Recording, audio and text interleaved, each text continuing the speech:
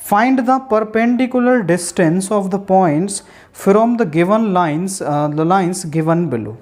तो हमें एक पॉइंट दे रखा है और एक लाइन दे रखी है। अब उस लाइन की हमें इक्वेशन निकालनी है, उस लाइन से उस पॉइंट की डिस्टेंस निकालनी है।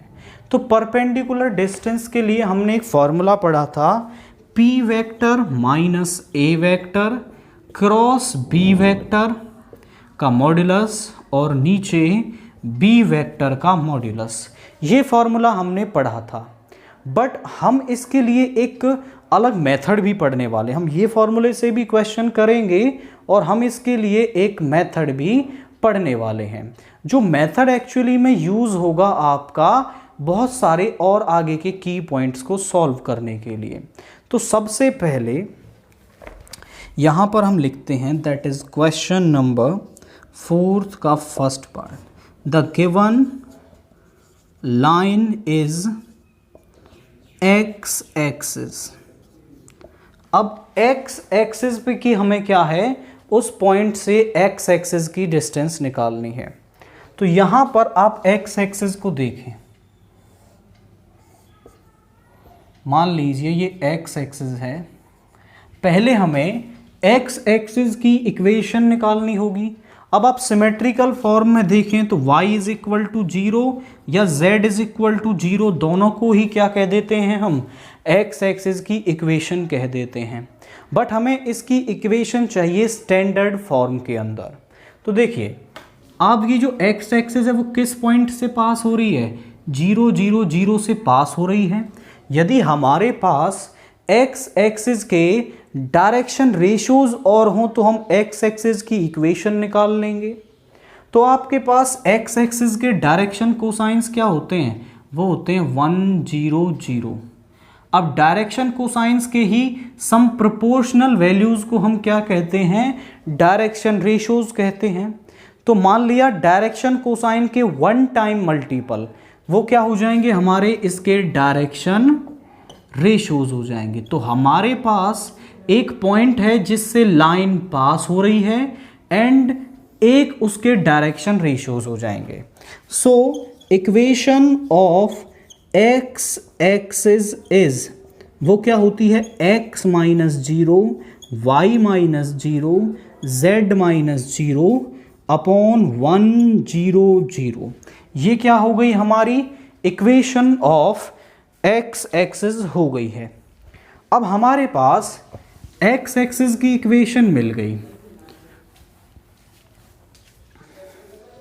मान लीजिए यहां पर ये एक्स एक्सिस है और ये पॉइंट है जिससे हमें इसकी परपेंडिकुलर डिस्टेंस निकालनी है।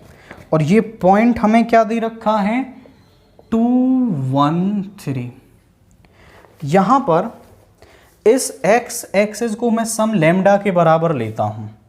तो यहाँ पर आपका, इनफैक्ट आप इसे और भी सॉल्व करके लिख सकते हैं, x by 1 y by 0 z by 0 is equal to lambda.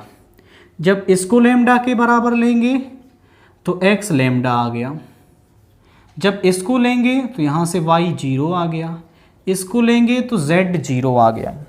जब हमने इस लाइन पर x y z की वैल्यू निकाली तो वो इस लाइन ए बी, या फिर जिसको हम क्या कह रहे हैं, एक्स एक्सिस कह रहे हैं, इस पर किसी पॉइंट के कोऑर्डिनेट्स हैं।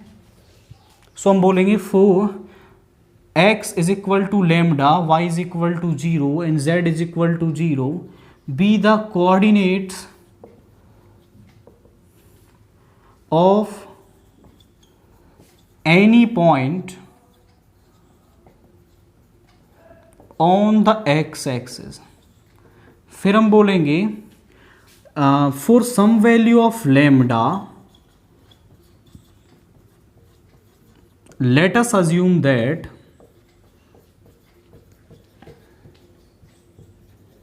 these are the coordinates of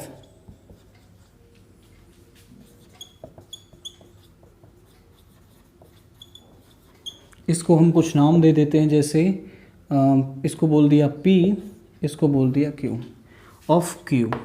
तो ये Q पॉइंट के कोऑर्डिनेट्स हैं for some value of lambda.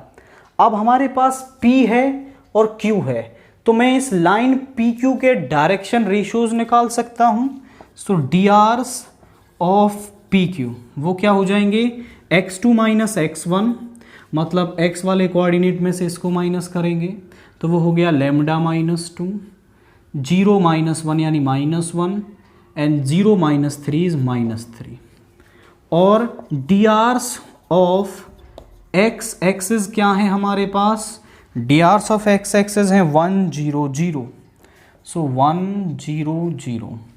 अब क्योंकि ये दोनों लाइंस क्या हैं, एक दूसरे के परपेंडिकुलर हैं, तो दोनों दो परपेंडिकुलर लाइंस जो हमारी होती हैं वो क्या होती हैं, उनके बीच में ये कंडीशन होती है, हम बोलेंगे PQ is perpendicular to x axis, therefore इनका product lambda minus 2 into 1 plus 0 is equal to किसके बराबर होगा, 0 के होगा। तो यहाँ से लैम्डा माइनस 2 0 आ गया, तो लैम्डा की वैल्यू क्या आ गई, 2 आ गई।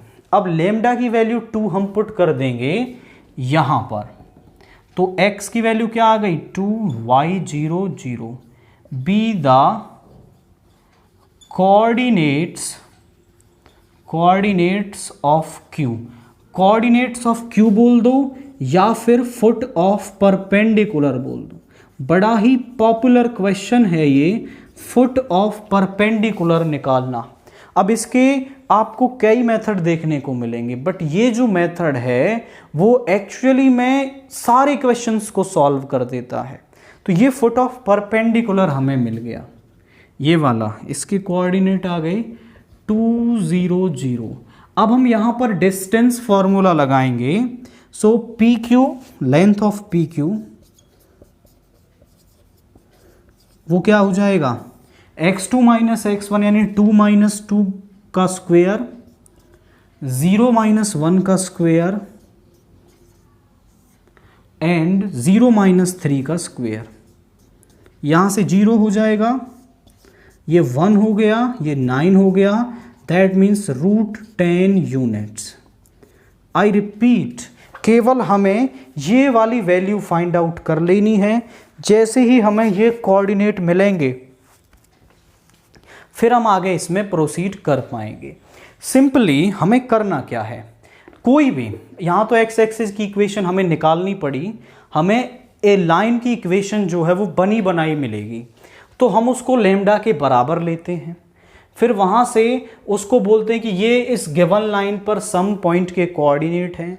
हम बोलेंगे लैम्डा की सम वैल्यू के लिए ये इस पॉइंट के कोऑर्डिनेट्स हैं आपके। अब यहाँ से हम बोलेंगे कि यदि ये Q के कोऑर्डिनेट हैं तो PQ के डायरेक्शन रेशियोज हम निकाल सकते हैं। सो drs ऑफ PQ हमारे पास क्या हो जाएंगे, वो ये हो गए। इस लाइन के डायरेक्शन रेशियोज हम उस गिवन इक्वेशन से लिख पाएंगे, दोनों का प्रोडक्ट 0 होगा तो वहाँ से लैम्डा मिल जाएगा, और लैम्डा को आप जैसे ही यहाँ पुट करोगे तो हमें इस पॉइंट के कोऑर्डिनेट्स मिल जाएंगे जिसको हम फुट ऑफ परपेंडिकुलर कहते हैं। अब देखिए ये जो हमने निकाला है इस तरीके से हम कितने क्वेश्चन सॉल्व कर पाएंगे। पहला हम फुट ऑफ परपेंडिकुलर निकाल पाएंगे, जो क्वेश्चन आता है आपका, जैसे यहाँ पर ये पॉइंट है, इसकी इतनी ही दूरी पर एक इमेज बनती है, यूजिंग मिड पॉइंट फॉर्मूला हम उसको निकाल पाएंगे। सेकंड, हम इससे इमेज ऑफ पॉइंट निकाल सकते हैं। दूसरा, इक्वेशन ऑफ परपेंडिकुलर निकाल सकते हैं।